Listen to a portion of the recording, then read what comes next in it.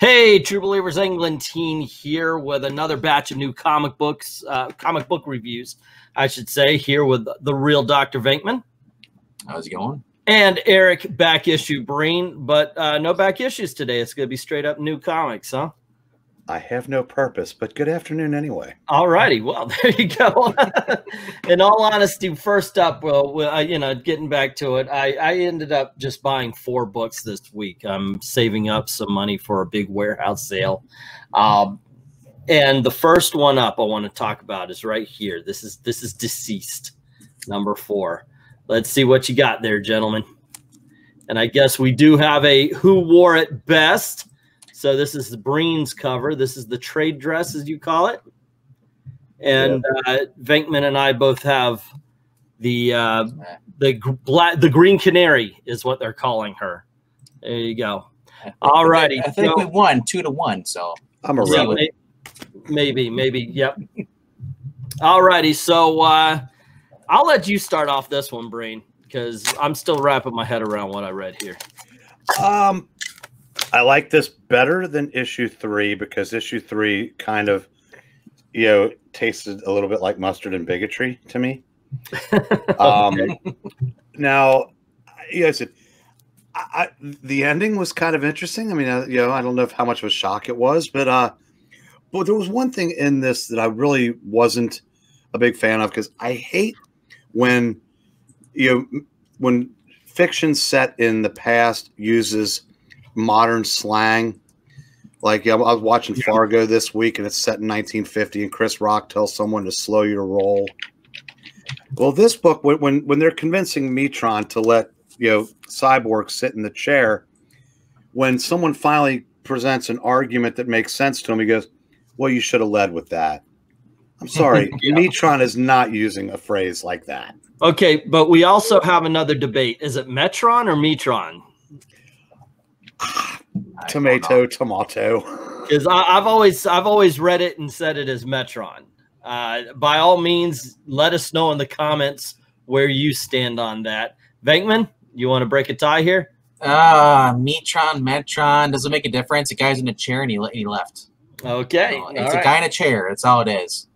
Yeah, but you're right. Metron should not be doing modern day American slang. It is just nothing. Yeah, nothing Metron should be saying, or Metron, however you want to pronounce it. I agree completely with it.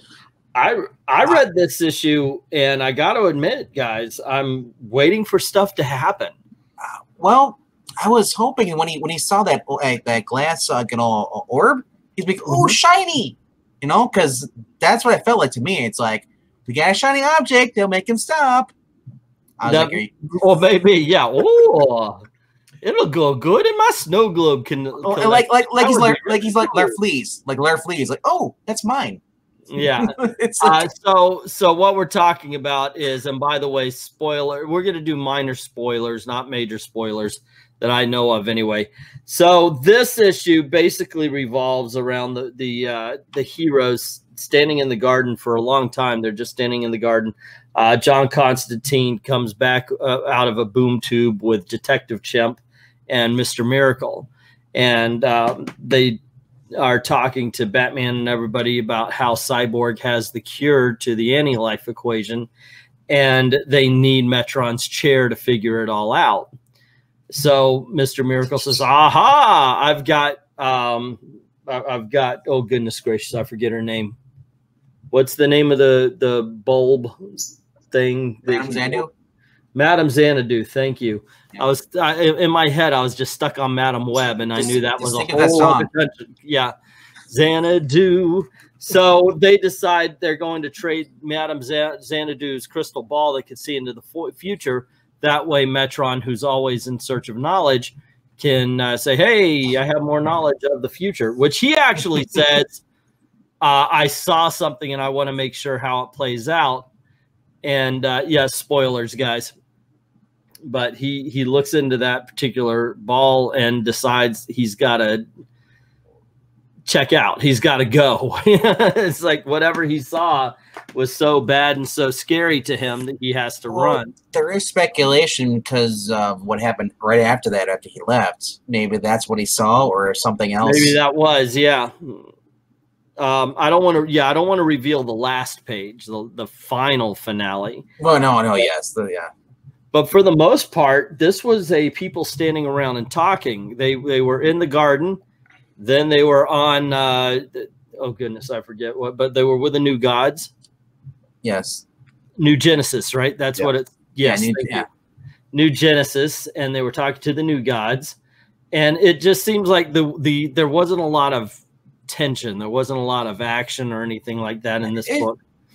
To me, it just feels like Orion is just basically a dick, no matter what he's in. They just write him as a jerk lately. Well, yeah, no, not lately. At least what I've been reading. The two books I've read so far. He's famous for having a temper and being a douchebag. Yeah, but not only him, his other brother too. It's like, I'm like, seriously? No one's gonna step in until finally someone does step in, and it's whack. Yeah, what were you saying, Bree? I was gonna say, yeah, and that's also a byproduct of an era in comics where nuance is kind of given way to one dimension of a character that casual fans, normies, or more important than all of that, moviegoers will be able to identify with.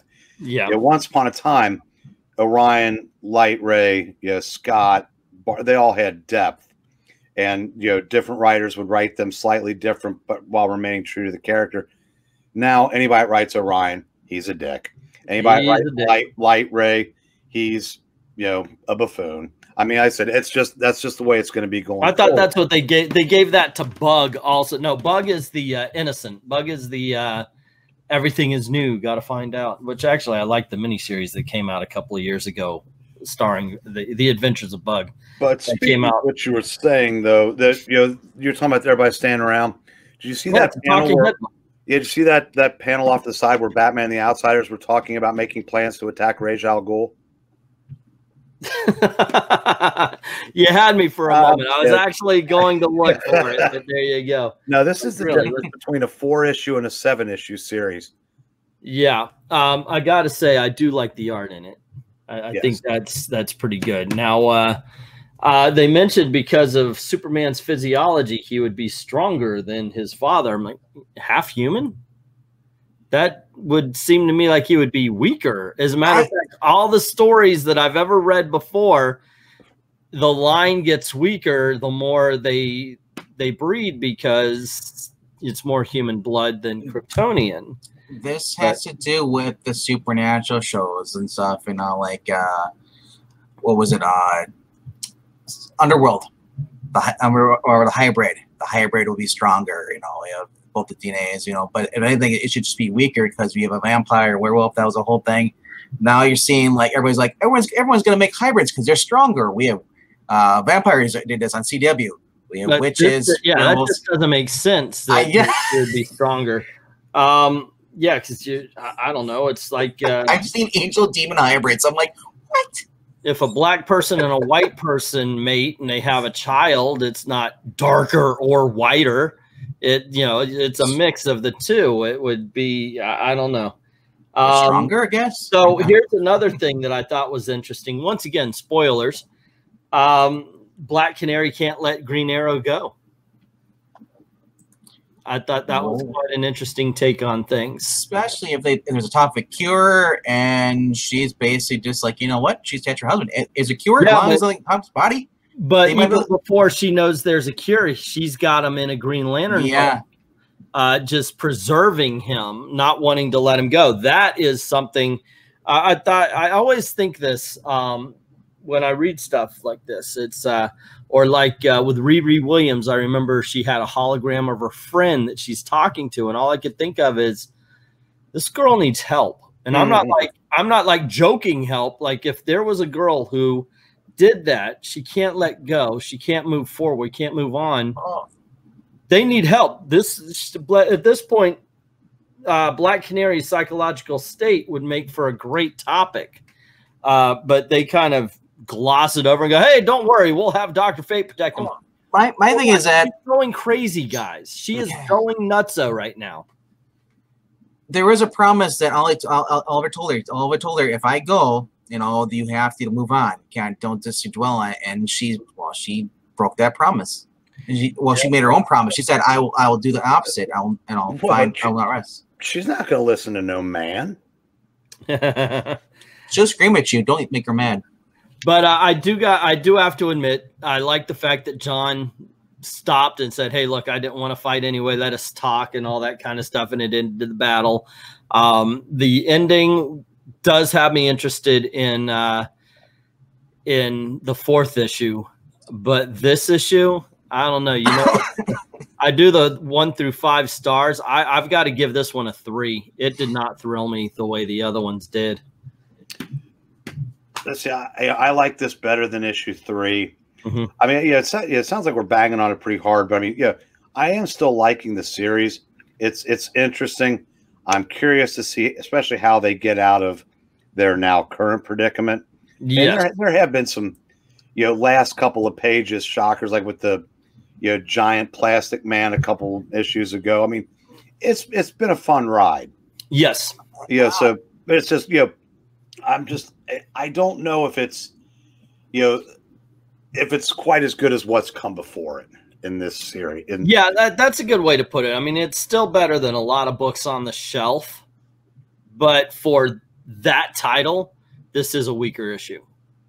I'm enjoying for what it is. The fact it's the Elseworld, and it's not really affecting what's going on in the main universe. Mm-hmm. It's not a world-shaking event. It's separate, which it should be.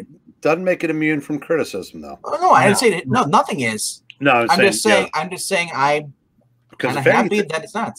If anything, you can play on a grander scale because you aren't confined to the continuity.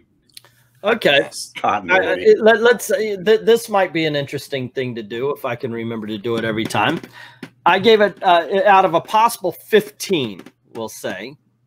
And by that I mean I gave it 3 points, 1 through 5. 1 being horrible, 2 being bad, 3 being average, 4 being good, 5 being excellent. Where do you put that, Venkman?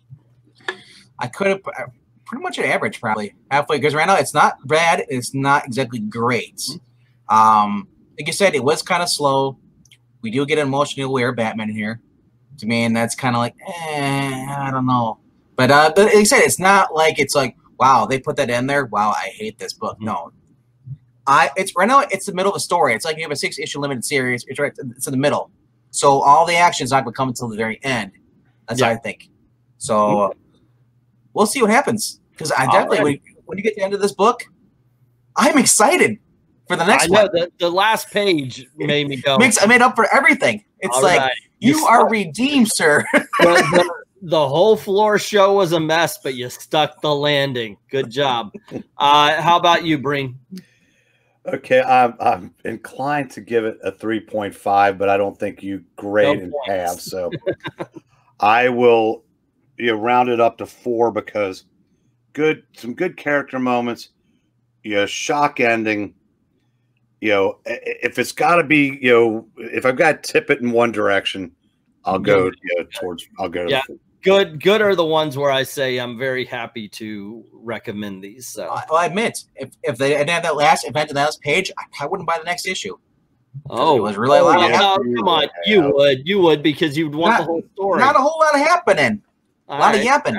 Okay. Well, there you go, gang. That's our take on it. What about you? Have you read this? What did you think? Let us know in the comments below. What stood out to you as well?